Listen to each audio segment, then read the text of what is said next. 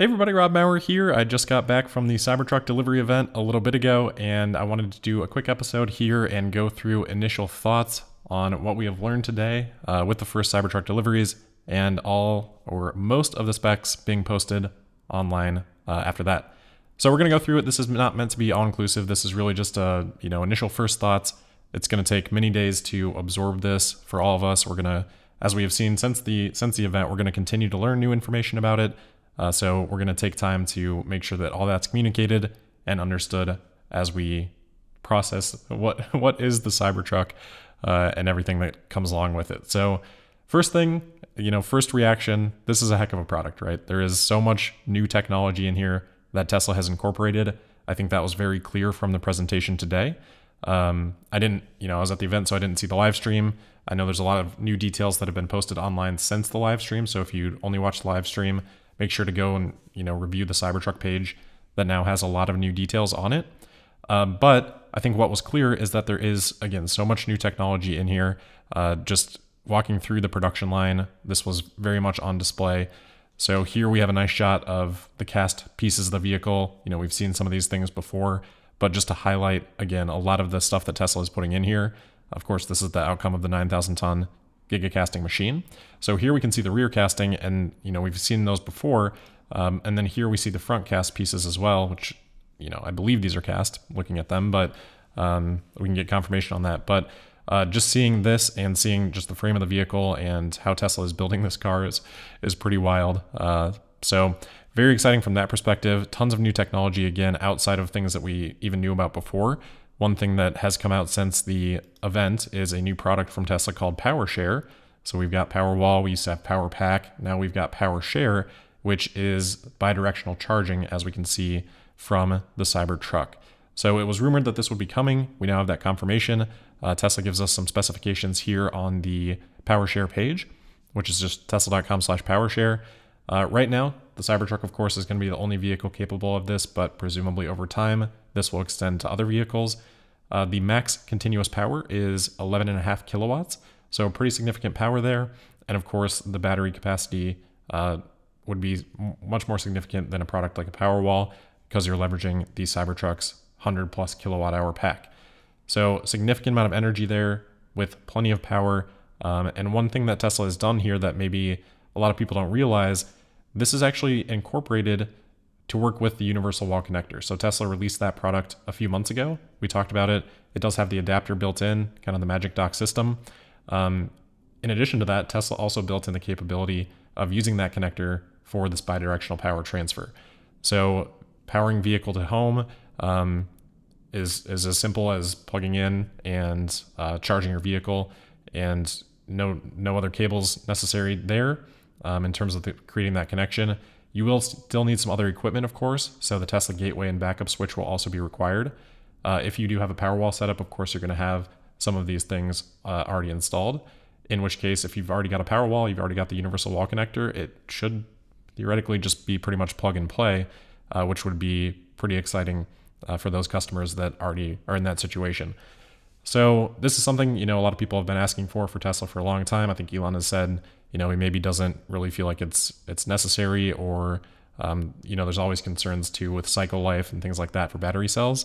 But Tesla now finally at the point where they feel like they can do that, and initially offering it here on the Cybertruck. So very exciting. Of course, there's tons of onboard power, including a 240 volt outlet. So we talked about, the rumors of that. We've got that confirmation now. So should be great for powering tools, any equipment that's needed on site. And with this PowerShare option, you can even charge other vehicles, if you need to. If somebody is stranded on the side of the road or something like that, nice to have vehicles out there that over time there's going to be more and more of them that can help you out if you do get kind of in a bind like that. So hopefully nothing that ever happens, but just having that peace of mind, I think is something that is nice too, and that'll increase over time. So in addition to that, Elon mentioned that they do have the 800 volt powertrain architecture here. So that's from around 400 volts from sort of previous generation Tesla vehicles. So that's a big change in the powertrain. They mentioned the 48 volt electronics architecture. So that was something that was covered at Investor Day. That's going to be able to reduce, and it's a significant change. Everything's been 12 volt forever in the automotive industry, right? So Tesla taking that pretty big leap forward. That's going to help save weight, save costs.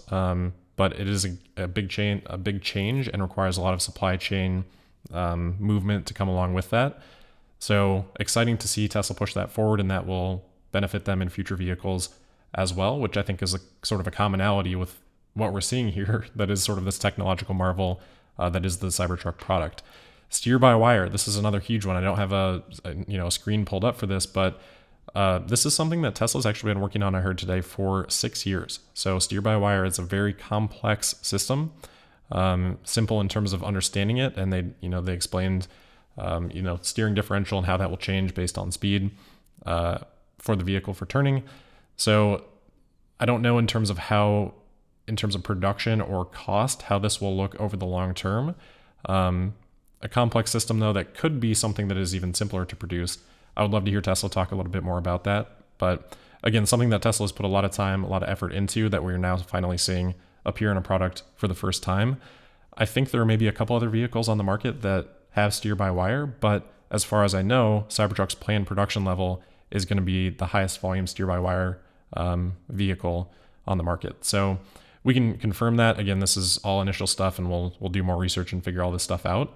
But it's exciting to see such a big change in fundamentally how a vehicle works being brought to market here with the Cybertruck. And of course, rear steering, which we have talked about many times. Tesla has confirmed that to be the case. They showed a number of demo videos where it was navigating around the job site very easily. Elon said the turning radius actually better than a Model S, which is pretty crazy for a vehicle of this size. We talked about bidirectional onboard power, but just in general, a whole lot of new technology here in the Cybertruck, which I think is making it, in addition to just being the crazy vehicle that it is, some of the underlying stuff is very exciting too. So that brings us into the pricing. So we now finally have it. We've got pricing, we've got range details. We can see in the order screen now, Cybertruck, single motor, rear wheel drive. I guess it maybe doesn't specify exactly if it's single motor, but presumably single motor, rear wheel drive, available 2025 at the earliest. Obviously that'll depend on the other configurations and how Tesla works through them. But starting at $60,990 in 2025, 250 mile range estimated. So these specs are all pretty close to the unveiling, with the obvious outlier of pricing. Initially, a vehicle of this sort was supposed to be around $39,900. Of course, there's been a lot of inflation since then, but even including that, this would be sort of outside of that target. Elon did prepare us for that in a number of different ways. First of all, he said outright that the pricing is going to be higher than what was targeted initially. And then secondarily, we see Tesla's production volume plans, right? Elon has said 250,000, sort of in that ballpark. They'll see and adjust from there. That'll be based on a couple things. It'll be based on demand for these configurations that Tesla's offering right now. And it'll be based on how much cost progress Tesla can make. Like I said, a ton of new technology in here, which is, I think, a part of why we are seeing pricing where it is. I think Tesla also just in a situation where 4680s have taken a little bit longer than they had initially hoped back in 2019, of course. And the Cybertruck itself, I think, has become a more complex product with, again, some of these things that Tesla's implemented over time. So we had a couple of hints, Elon saying it, and then also just the sort of lower production volume target than maybe what we would have initially hoped or expected based off of the price points that were pretty significantly lower. Now, the other thing, of course, we'll talk about the other configurations here, but just pricing in general, you've got the EV tax credit. That's going to boost things. So $7,500, Tesla's going to try to take advantage of that, most likely in terms of how they're pricing the vehicle. That was obviously not existent or not relevant for Tesla at that point, as they had burned through it back in 2019 at that 200,000 vehicle cap, which then caused it to expire for manufacturers. Now with that back, that's going to affect pricing. And then also, lost my train of thought on that one as I was explaining the tax credit situation, but I'll try to remember what I was saying there. As I try to do that, we'll go through the other configurations here. So the all-wheel drive, this is the initial version. I'm not sure if they're delivering the tri-motor, which is the Cyber Beast, but as we look at these two, we've got the all-wheel drive at $79,990, delivery in 2024, as they say here. Of course, some vehicles delivered today, but for an order screen like this, you're going to say at the earliest 2024. 340 miles of range. This is one of the positive surprises, I think. So we had seen sort of the post from Marquez Brownlee, MKBHD, yesterday I know we didn't have an episode yesterday, but hopefully many people saw that. That showed 265 miles of range. It looked like it was 90% charged. So that kind of extrapolated to right around 300. For us to see 340, I think that's a nice number. And this actually does outpace what Tesla had said to expect for the dual motor back in 2019. Of course, the price is, again, significantly higher. But I think that's a pretty nice range number for a vehicle here that is coming in just under the $80,000 cap for trucks for the EV credit. And for all of the benefits and capability and utility that the Cybertruck is offering, which of course Tesla highlighted. We're not going to go through all of the fun examples that they showed, but quite a few things highlighting the capability of the Cybertruck. So I think, if you're able to kind of remove the anchor of the pricing and the range specs and things that we heard about in 2019, which fair or not, you can argue both sides of that. If we just look at this in isolation and we pretend we didn't know anything about it before, I think this is a very compelling sort of vehicle, and for now, price point. Hopefully Tesla can make progress on that over time and bring it down. That's historically what we've seen in pretty much every case for Tesla across their vehicle lineup. So we'll hope for that. The other thing, now that I remember, so you've got the EV tax credit, and of course, you've also got initial ramp up phase, right? So production is going to be very limited. Your early people in the line are going to be willing to pay a premium to have one of those first vehicles while production is slower. So for Tesla, they can price things a little bit higher if they want to. They don't always, quite take advantage of those types of things. But if they want to, Cybertruck's going to be expensive initially, capture some of that additional cost of goods sold back through higher prices, and then bring those down over time. So we have no way of knowing that, if that'll happen. A counterpoint to that is that their rear-wheel drive version does say available in 2025, and they're giving a price point for it right now, obviously an estimate, but we shouldn't expect any huge drops that early. Maybe as we go forward into the latter part of the decade, we do see that, but we'll have to wait and see. So that's the all-wheel drive version, 4.1 seconds 0 to 60. Again, that was a little bit better than what Tesla had sort of targeted. Obviously, price, big caveat there. 11,000 pound towing capacity, 2,500 pound payload. So we've talked about those things before. And then the Cyber Beast version. So this is the one that beat a Porsche 911 while hauling a Porsche 911. So that was a really fun demo to see. 2.6 seconds 0 to 60, pretty crazy. 320 miles of range. So presumably the same pack here, but with a significant or an additional motor. Presumably, it doesn't specify it, but presumably, I think Tesla actually talked about it. 3 motors here. So pretty crazy performance on this version. And of course, that's in the just under $100,000. Now, this order screen is more of a reservation screen at this point rather than a full design studio. So I think people asking about like FSD and maybe other options for the vehicle, this is more of a reservation screen right now. So I assume over time, as Tesla ramps up production, as they're configuring more vehicles, they'll, unlock that full sort of design studio that we're used to, where you can presumably select from some more options. But right now, kind of just which trim do you want, and $250 order, which is a little bit more than it was before. And then one of the most interesting things here, let's see if I've got, one quick thing. I did happen to notice the consumption on one of these pages. Tesla says 42.9 kilowatt hours per 100 miles for this all-wheel drive version. So multiply that by 3.4 because you've got the 340 mile range in this vehicle. That should mean 145 kilowatt hour pack. So we had heard 122.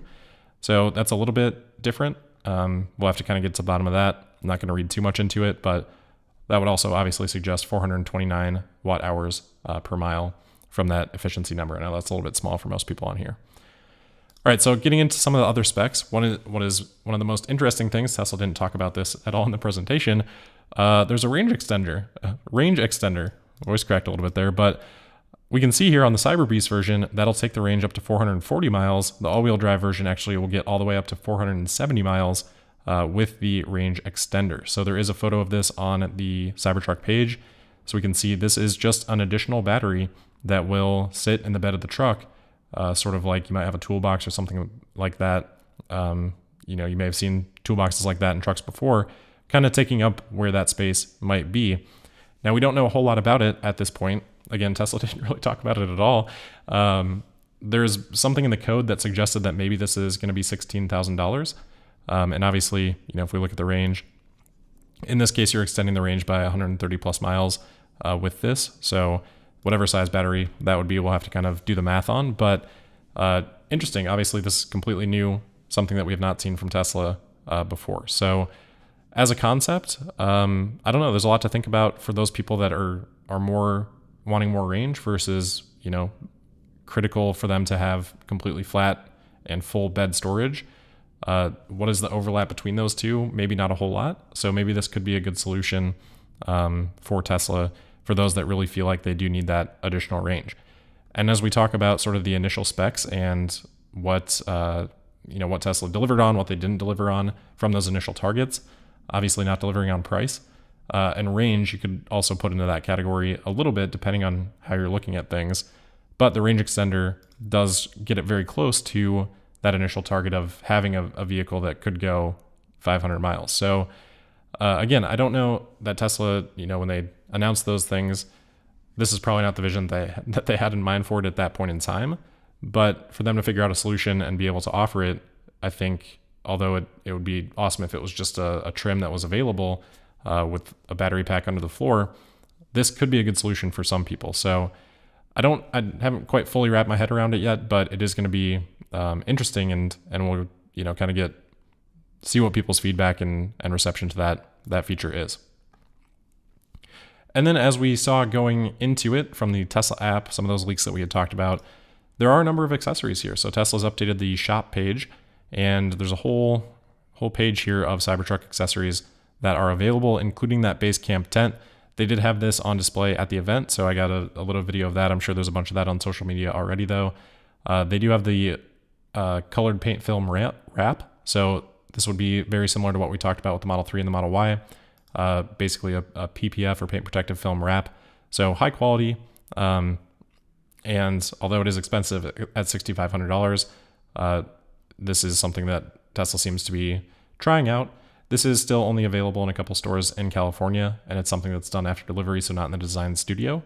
But right now they are offering a couple of configurations of it, the satin black and satin white. So we'll see. I don't think that's going to be a huge option at that price point, but Tesla kind of trying it out, and maybe over time something that they can also bring down. So here's the base camp tent. Honestly, I'm not a tent shopper often, but it doesn't seem too bad of a price, all things considered, especially since this is presumably pretty custom tailored for the Cybertruck. So, pretty exciting to see some of this accessory development from Tesla. They've also got just general truck accessories like a divider here for the cargo bed and things like that. They do have the light bar. The light bar is not in the shop yet, but they do show the light bar here on the Cybertruck page. They do say that installation is required. So it does look like that's an accessory, not an accessory that is available in the shop yet. And then, of course, one thing here, the OMFG decal, for those that want to remember the infamous moment from the unveiling event. Don't remember if I had anything here. This is just the sort of wrap up. So I do want to take a quick look at the comments here. Again, this is just going to be initial thoughts. We're going to have to take a lot more time to really fully digest the Cybertruck and all the news that we heard here, pricing, range, how those compare to Tesla's production level targets and things like that. It's going to be interesting. This is a very unique product. Tesla is going to have a limited feel for what the market is going to be until it's out there and they're producing it. So I think Tesla's said, they're going to start slow, see how it goes. And I think that's both on the demand side and the cost side. And hopefully both of those things go well. And this is a product that can, do bigger volume in the future. So again, I think if you went into it and you kind of anchored it around like the 2019 targets, there are going to be some disappointments here, right? And certainly it's fair to be critical of maybe not living up to those initial targets. If you come into it though with the point of view of just evaluating it in isolation, not relative to those targets, which a new vehicle buyer, that's really all that matters, right? Is what is this product? What can it do for me today? What's the price, etc. I think if you look at it from that perspective, it's a very compelling product.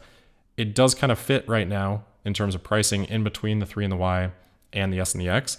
I think if you compare it to the S and the X, you're looking at, a really strong product here that compares very well. If you compare to the 3 and the Y, if you're talking about those price points, and that was kind of how Tesla had positioned it a little bit initially, then maybe it doesn't, compare quite as favorably. But it'll be interesting, and I think it kind of will fall somewhere in the middle of those two, and of course, a completely different category as well. All right, so I'm just going to take a quick look at the comments. I see a couple of super chats in here. Quang, thank you so much. Appreciate that. And John, always appreciate those as well. Does mean a lot. So I haven't had a chance to really look at the market. I don't know what the reaction has been. I think I saw it was down like 1.5%. We'll see. I think it's very common that after Tesla events, there's sort of a sell the news type of situation. But it's going to take me time to process this. It's going to take the market time to process this as well. All right, so let's just bear with me as I read through a couple of comments. I don't have a ton of time. I wish I had a little bit more. I do have to head to another event here. Actually, already quite late for, I think. But Nick asking any word on the solar bed cover. I haven't heard anything about it. It's certainly possible that is still something that Tesla's working on, or maybe not, but nothing that I've heard on it.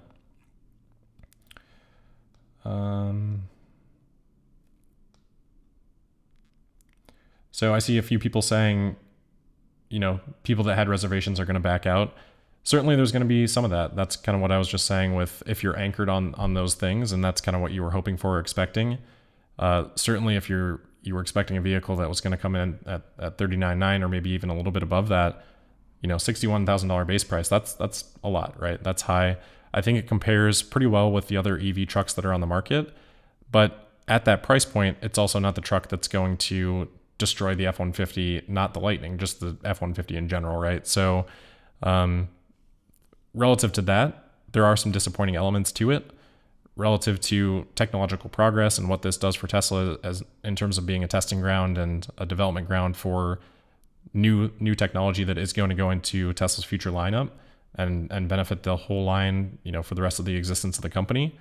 There's a lot of good things there too. So sure, certain reservation holders are going to be disappointed. There are aspects of this that I'm disappointed in too. I've been trying to tell my dad to get a Cybertruck for a long time. I'm sure he's watching. Hi, Dad. But I've been trying to get him to get a Cybertruck for a long time, and range is a big thing too, just from his specific use cases that he needs it for. We'll see if the range extender works. I don't know how he'll feel about that, but same thing for other reservation holders too. And then price, of course, that's a huge thing. If you look and you're thinking $70,000, which was that initial, tri-motor price, 500 miles of range, we're now looking at, $96,000 or probably $96,000 if that $16,000 range extender is the correct price. Again, we don't know that for sure. If that's the price and you're adding that on the dual motor configuration, first of all, you've got obviously to deal with that. It affects the bed, and then pretty significantly higher price than initially expected. So there's certainly going to be drop off in reservation holders. I don't think Tesla is blind to that. I think they certainly expect that too. So that doesn't mean at the same time though that this can't be a great product that's very successful for Tesla, generates $15-20 billion a year in revenue. Those are possibilities with this product for sure. Michael here asking, will reservations go by trim or just reservation number going in order? I selected try, but would switch to dual motor now with price and spec. Yeah, I don't think we've got any information on this. I don't know that we'll ever really get perfect information on that. I think it's a really good question. Maybe Tesla will clarify some of those things. I would imagine it's going to be a little bit of both. It'll be, based on what Tesla's producing. I would expect they kind of do things in runs. So they probably won't be constantly switching back between configurations. And they'll probably just kind of go in order of people that had those orders. Maybe they'll give people an option to switch. We'll just kind of have to see how Tesla manages, but not really any information at this point. Joey asking, is V2G vehicle to grid confirmed? Vehicle to home, yes. Vehicle to grid's a little bit different, but vehicle to home, yes, is confirmed. Right.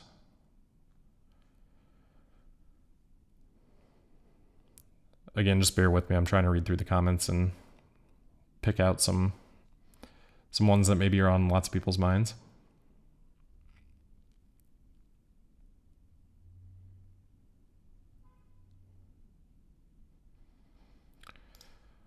Keep the initial 7K FSD price. So Tesla, with those reservations, did say that that would lock in FSD price. As far as I know, that's still going to be the case. Again, we don't see the design studio, so that's why we don't see what FSD is or any other interior options or things like that, or the range extender. That's probably something Tesla does just on a case-by-case basis right now with these early deliveries. At a certain point, when they get to volume production or close to it, they'll open that up. We'll get to see more of those details. And presumably hopefully those reservations will still keep that initial promise. So Cybertruck pricing is competitive with similar vehicles. That is all that matters. 2019 is gone. Move on, folks. So yeah, I think relative to other EV trucks, and again, this isn't meant to be a comprehensive review or anything. We'll look at those things later on.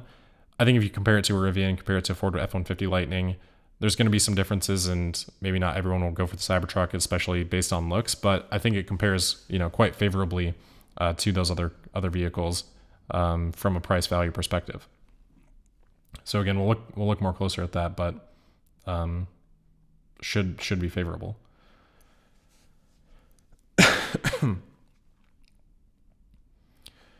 Any news about the extended tailgate ramp? There is actually an accessory, if I can get back to the right page, that has that.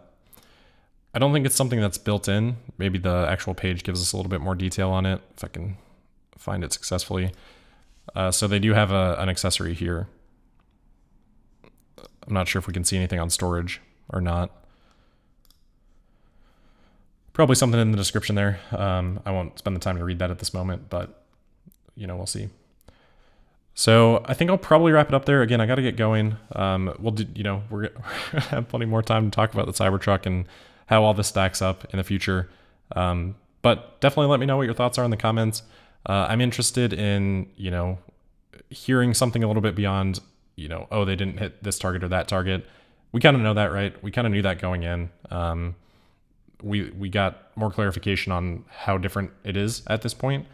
But again, Elon said a long time ago, it's going to be more expensive. We had good reason to believe that would be the case. How much more expensive? That's a more interesting conversation than just a comment like, oh, they didn't, hit X, Y, or Z target. It's important to acknowledge, and I think we've done that for sure. And it's fair to be critical, but at this point, we got to evaluate what the product is, sort of separately from that. I think.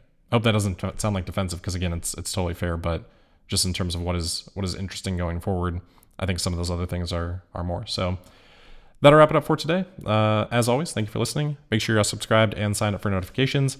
And we'll see you tomorrow for the Friday, December 1st episode of Tesla Daily. Thank you.